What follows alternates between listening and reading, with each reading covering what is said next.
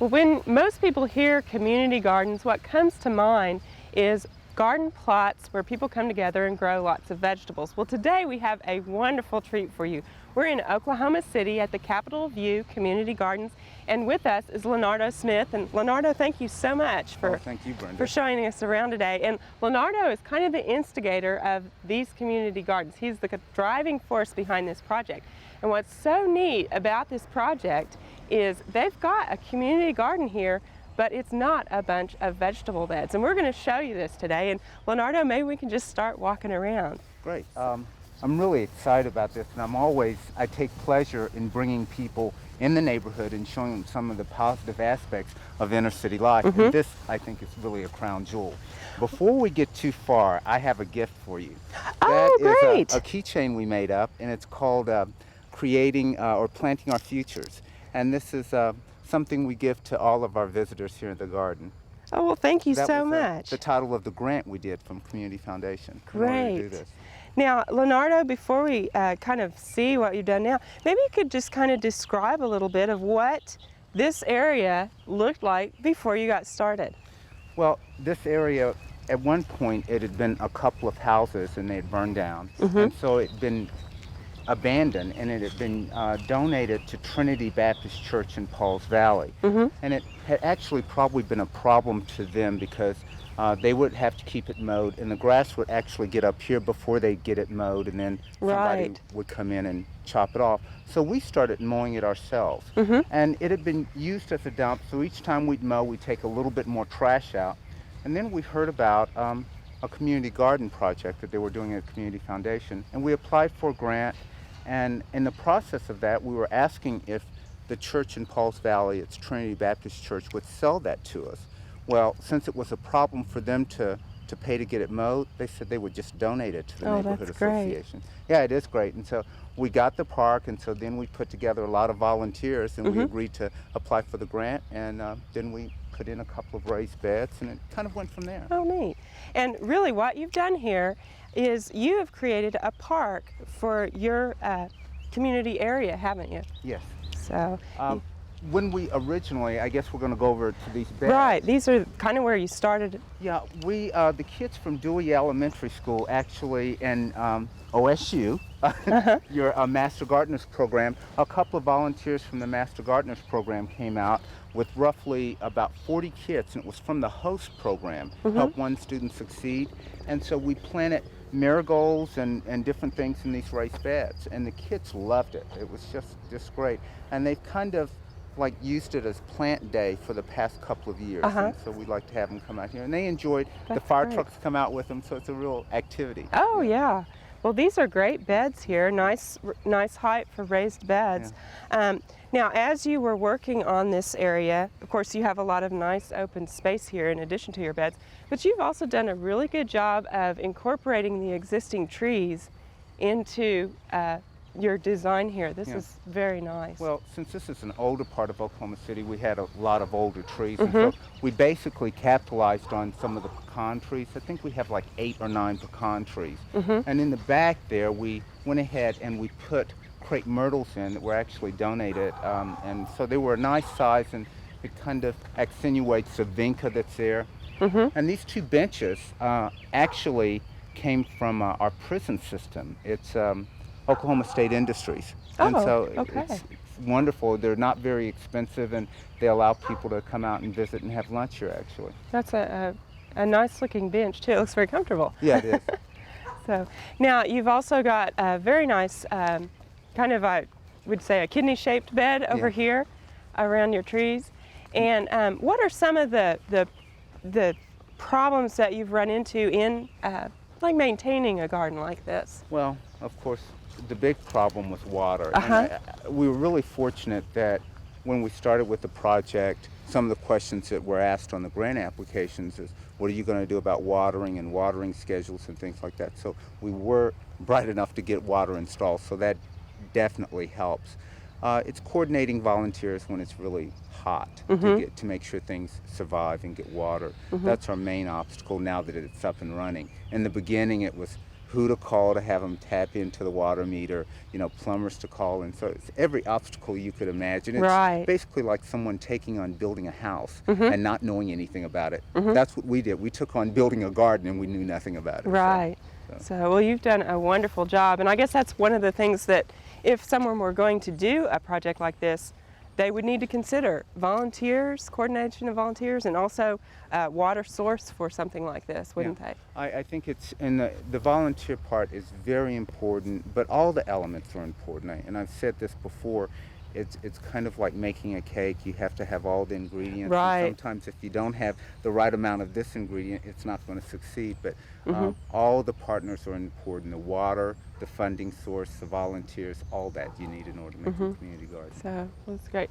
Now this bed is more of, I would call, a perennial area. You've got a lot of plants in here that will come back year after year. Yeah, we do. We always try to use a few annuals just simply because it'll give you some color in between seasons. But yeah, and believe it or not, I was surprised. You can tell me that our fern comes back. I didn't really think that would happen. That's something, we've had such mild winters here lately that a lot of the plants that don't usually overwinter here have been coming back. So we'll see what happens this winter. Well, this final bed here, this is your newest bed that you all have put in.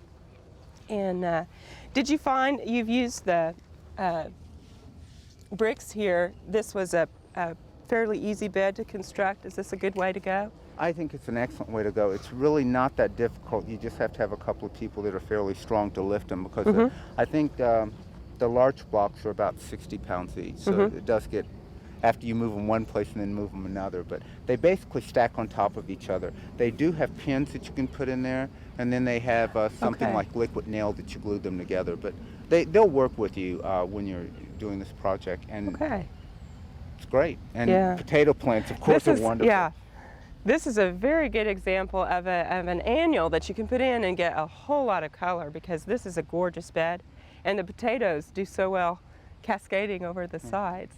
Now tell me, what do I need to do in order to use these next year? You need to go ahead and take some cuttings of these, which are slips, and you can actually root those in water and keep them inside. Okay. And then what you can do is pot those plants up, keep them in the window, and then you can take cuttings off of those in the spring and root those, and then you can put them back out in the bed. Great. So that's the way to do it. And Lenardo, this is just an excellent project, a wonderful area for your neighborhood to use. Do you have functions here? We do. We have neighborhood night out, and we actually started doing that before we had the community garden. We have up to 300 people here. We usually have a disc jockey and a band and a moonwalk and stuff. Oh, that's great. We've actually had a wedding here, believe it or not. Oh, a great. Wedding reception, so that's pretty neat. Well, this has been a wonderful tour, a great project, and we're anxious to see what else you do next. Oh, great. We are planning Northeast High School. So oh, great.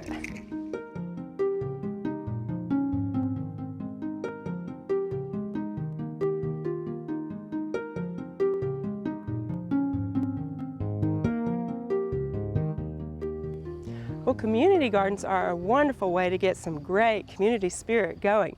But as Lenardo mentioned, there are a lot of things to think about when putting one in. And some of those include getting water to the site, and also plant materials and other construction materials. And things like that take funding. So today, also with us is Brian Doherty, and he is the program officer for the Oklahoma City Community Foundation. He also happens to be a graduate of OSU, which is great. That's great. That's great. And he's going to tell us a little bit about where to get the funding. Thanks for joining us today, Brian. Thank you very much.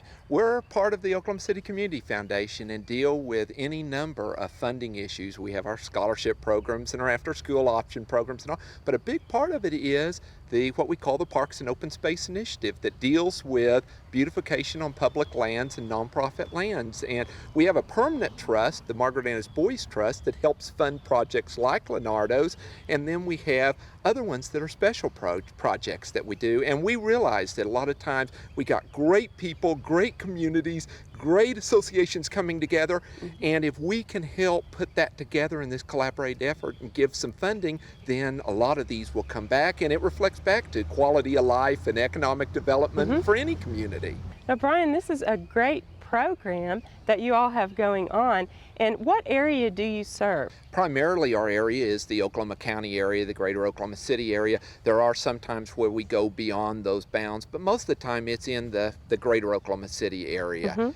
And Margaret Annis Boys Trust is Oklahoma City and Oklahoma County. But again, it's a huge population that you're able to. And there's a lot of times where people will use some of the things that we've done as examples to take back to their own communities and start in their own communities. That's great. So even though you may not fund areas, you can still be a great resource. We share a lot of stories. We share a lot of information to other communities. Great.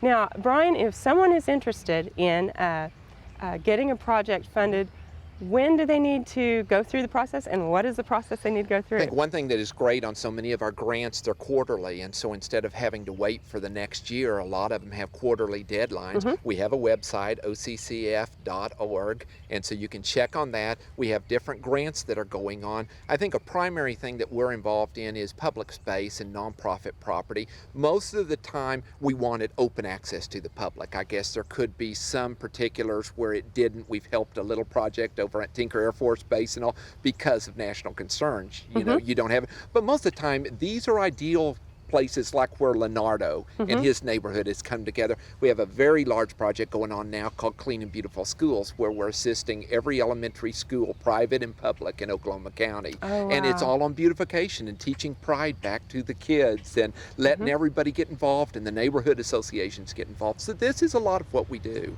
Okay, well that's great. And so if somebody wants to find out more about you, just have them check your website out. Check the website out, call us at the Oklahoma City Community Foundation. We're here to serve. We want to answer the questions, and we want to do very good use of the money that our donors have given us. Great. Thanks a lot, Brian. Thank you. We hope you've enjoyed this classic from the Oklahoma Gardening Vault.